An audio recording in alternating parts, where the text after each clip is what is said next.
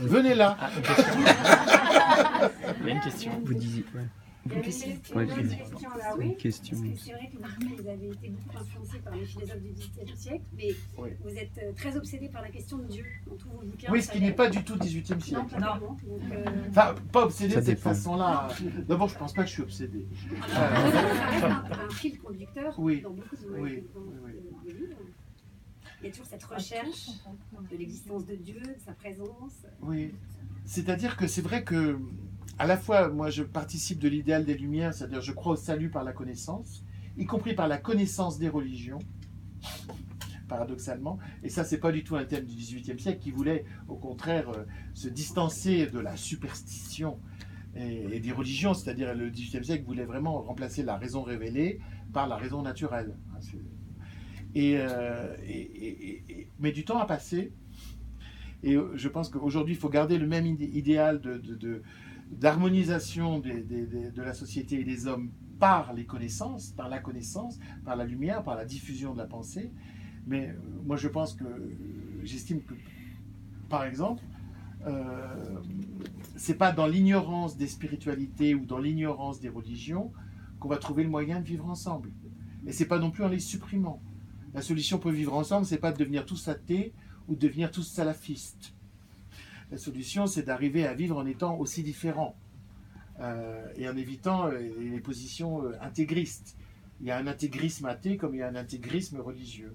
J'en parle beaucoup dans le livre L'homme qui voyait à travers les visages, parce que effectivement, dans les livres, je décris la violence comme une maladie de la pensée, pas une maladie de la religion. D'abord parce qu'il y a eu de la violence exercée pour d'autres causes que les religions. Le problème, c'est que toutes les religions ont donné de la violence. Bon. Mais en même temps, toute violence se réclame toujours d'une cause. Et cette cause n'est pas forcément religieuse. Alors d'où elle vient, cette violence? Pour moi, la violence, c'est une maladie de la pensée. Le violent, c'est celui qui refuse de continuer à penser. Le violent, c'est celui qui veut s'arrêter à sa pensée et dire que c'est la vérité.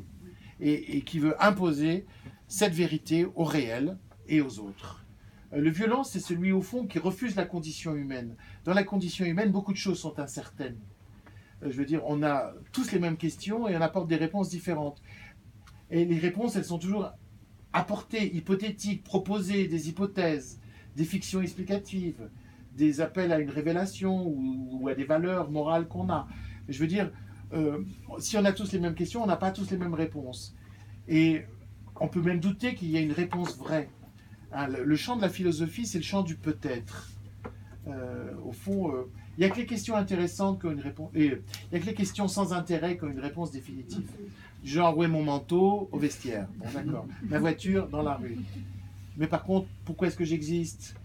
Pourquoi est-ce que je cesserai d'exister, etc. Ces questions-là, elles ont des tas de réponses, parce qu'aucune n'est certaine. Donc on est dans le champ de l'incertain, et qu'il faut accepter la condition humaine et ce champ d'incertitude.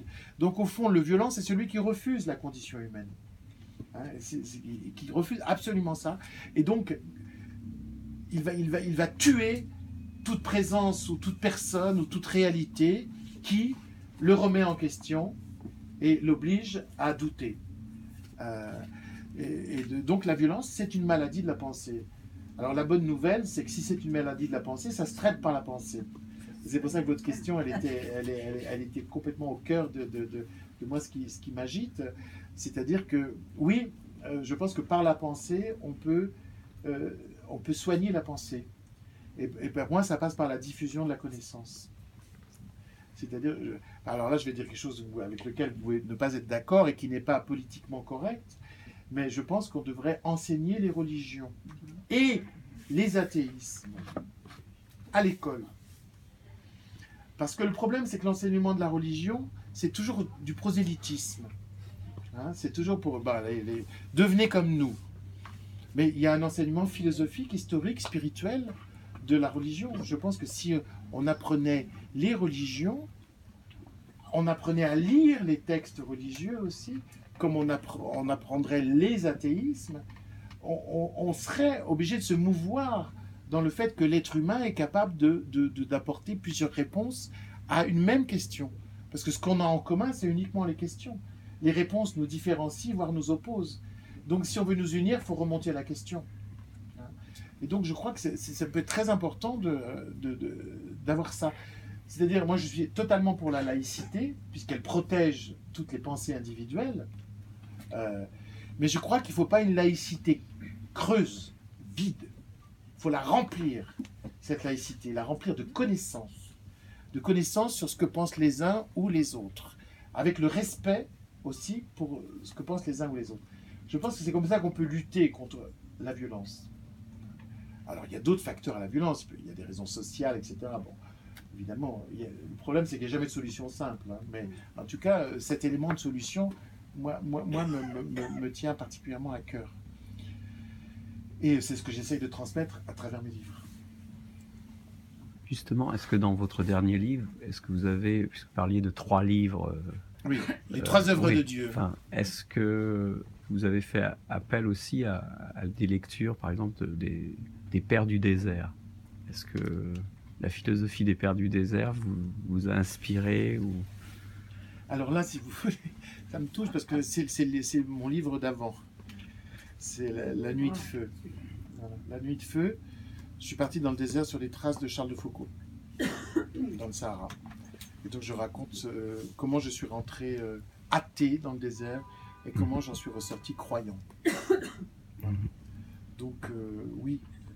Est-ce que vous avez, petite question, fait un tour dans un endroit qui s'appelle le Mont Athos par hasard? Non, je connais le Mont Athos, mais visiblement ça vous a frappé. Non, je travaille sur ça depuis une vingtaine d'années. Non, moi j'ai longtemps cherché l'adresse de Dieu, puis j'en ai trouvé une, c'est le Sahara. De toute façon, Dieu aime le désert. Hein, ce sont les sources d'ailleurs de l'Athos. Ouais.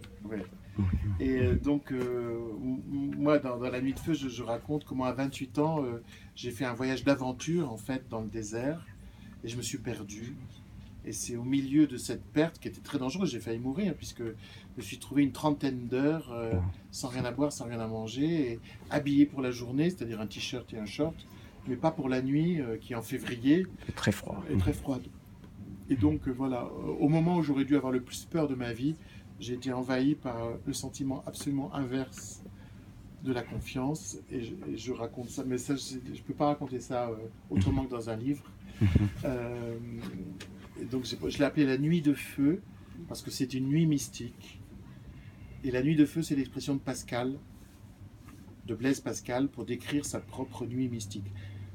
Pascal ne croyait pas, et tout d'un coup a reçu la grâce de croire en une nuit. J'ai vécu la même chose. Et Pascal avait noté sur une feuille quelques sensations qu'il avait eues pendant cette nuit-là. Cette feuille, il la portait toujours sur lui. Il cousait et décousait sa veste, et il avait porté toujours la feuille dans le revers de sa veste. Et à sa mort, sa sœur a repris le papier, ce qu'on appelle le mémorial de Blaise Pascal.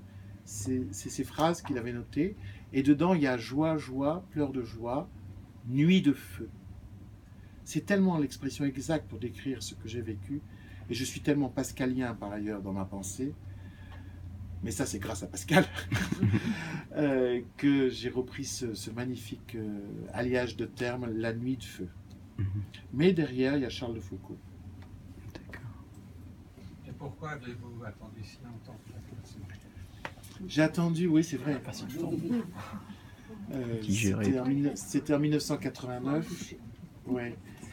Mais d'abord j'ai pensé que ça ne concernait que moi. C'était un événement intime, au plus intime de l'intime. En plus, cet événement, j'ai voulu le nier.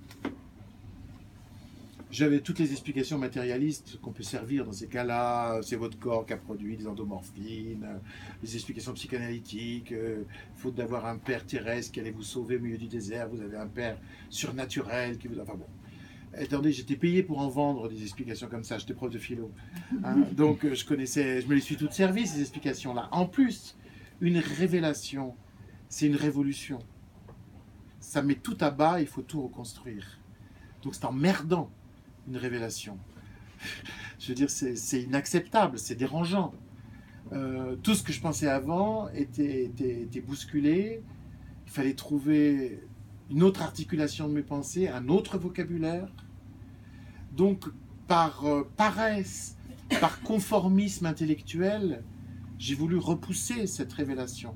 En plus, moi, à Normal Sup, j'étais élève de Jacques Derrida. Ceux qui ont fait de la philo, vous imaginez. Et en plus, qui a été absolument merveilleux avec moi. J'avais fait ma thèse sur Diderot, quand même, grand matérialiste et athée. Alors, même si j'avais choisi Diderot et la métaphysique, c'était déjà très ambigu. Hein. J'étais sur mon chemin. Mais, donc voilà, c'est à moi que ça arrive. Moi qui ne pensais pas comme ça et qui ne demandais pas à penser comme ça. J'étais en recherche de rien du tout. Donc, c'était très dérangeant. Donc il a fallu le temps que... Digérer. Parce que j'ai beau refuser cette révélation, elle s'est imposée. C'est qu'il y avait comme un travail alchimique au fond de moi qui faisait son œuvre. Et au bout d'un temps, vous savez, le sommet de la liberté, c'est pas de dire non, c'est de dire oui. C'est vrai qu'aujourd'hui, on assimile toujours la liberté au non qu'on oppose au monde entier, aux idées, etc. Peut-être la vraie liberté, c'est de consentir. Et au bout d'un temps, j'ai consenti. Je me suis dit, bon, c'est bien ça. Et bien là, à partir de là, de toute façon, tout ce que vous connaissez de moi, je l'ai écrit après le désert. Et on m'interrogeait toujours en me disant, comment ça se fait que vous écriviez sur des sujets aussi graves, parfois aussi difficiles que Oscar et la Dame Rose, qui est la maladie d'un enfant, ou sur Hitler, etc. Et en même temps, vous ne déprimez jamais votre lecteur, et toujours, il y a au fond un hymne à la vie et au mystère de la vie. Bon, au bout d'un temps, j'étais obligé de faire mon coming out chrétien, enfin, pas chrétien, mais spirituel. J'ai fait mon coming out et j'ai dit, mais c'est parce qu'il m'est arrivé un soir sous les étoiles, dans le Sahara, quelque chose qui a changé ma vie, et qui a changé ma perception de la vie. Et ma perception du mystère. Avant, pour moi, le monde n'était pas mystérieux. Avant, pour moi, le monde, il était absurde. Et tout d'un coup, il est devenu mystérieux, c'est-à-dire qu'il y a une promesse de sens. Ce qui a changé pendant cette nuit, c'est que aujourd'hui, quand je ne comprends pas, je fais crédit. Avant, je ne faisais pas crédit. Si je ne comprenais pas, c'est qu'il n'y avait rien à comprendre. Vous voyez l'orgueil, hein? Parce qu'il y a un orgueil de l'incroyance. C'est-à-dire que quand on... Avant, quand je ne comprenais pas, je pensais que c'était parce que je percevais les limites du monde. Aujourd'hui, quand je ne comprends pas, c'est parce que je pense que je perçois les limites de mon esprit. C'est moi qui suis limité. C'est pas le monde. Donc tout a changé. Je fais crédit. Et vous savez, avant, je dirais qu'avant, j'habitais l'inconnu avec angoisse. Maintenant, je l'habite avec confiance. C'est ça la foi. C'est une confiance dans le mystère, un abandon au mystère, un crédit qu'on fait au monde pour penser qu'il est mystérieux et non pas absurde. Donc tout change.